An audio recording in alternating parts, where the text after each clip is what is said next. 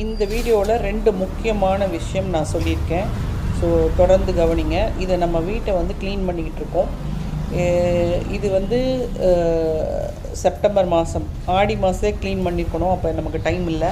அடுத்தது October, November, இது பூச்சிகளின் மாதம். ஊர்வனை, வண்டு எல்லாமே வந்து வரும். அப்போது நம்ம நடைபாதை கிளியராக வச்சுக்கணும். இது வழியாக தான் நம்ம வீட்டு என்ட்ரன்ஸ்க்கு போய் ஆகணும். அதனால் இது எல்லாத்தையும் கிளியர் பண்ணிகிட்ருக்கோம். பேரண்டையெல்லாம் கட் பண்ணி தராங்க. அதெல்லாம் நான் வாங்கி வச்சுக்கிட்டு இருக்கேன். இந்த பக்கம் இப்போ லக்ஷ்மி அக்காவும் காணிக்கா அக்காவும் வரும்போதே எனக்கு ஒரு அழகான பூ கொண்டு வந்திருக்காங்க. அது என்ன பூங்கிறது வீடியோ எண்டில் தான் இருக்குது.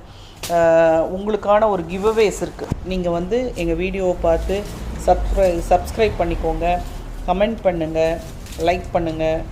அந்த கிஃப்ட் என்னங்கிறத நான் சொல்கிறேன். இப்போ வந்து பார்த்திங்கன்னா இந்த ஜாமியா செடி அங்கே இருக்குது.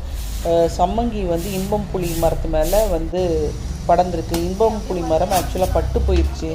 அதை வெட்டி எடுக்கணும் மனசு இல்லை தான். பட் என்ன பண்ணுறது, வழியை வந்து க்ளீன் பண்ணி ஆகணுமே. ஒரு சில விஷயங்கள் பண்ணால் தான் தோட்டம் பார்க்குறதுக்கு அழகாக இருக்கும், நமக்கும் சேஃபாக இருக்கும்.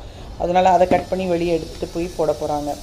இப்போது அது வெட்டுறதுக்கு முன்னாடி எப்படி இருட்டாக இருக்குதுன்னு பாருங்கள். வெட்டின பிறகு சூப்பராக வெளிச்சமாக அழகாகிடும் அந்த இடமே.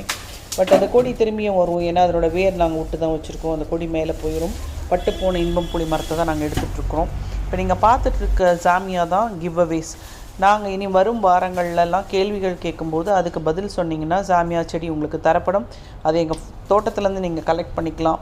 இல்லை உங்களுக்கு வேணும்னா நாங்கள் போர்ட்டரில் நாங்கள் போட்டு அனுப்பி விடுவோம். அதுக்கு நீங்கள் வந்து சப்ஸ்கிரைப் பண்ணிவிட்டு கமெண்ட் பண்ணியிருக்கணும். கமெண்ட்லேயே நீங்கள் போட்டிங்கன்னா உங்கள் பேரை நாங்கள் நோட் பண்ணி வச்சுக்குவோம்.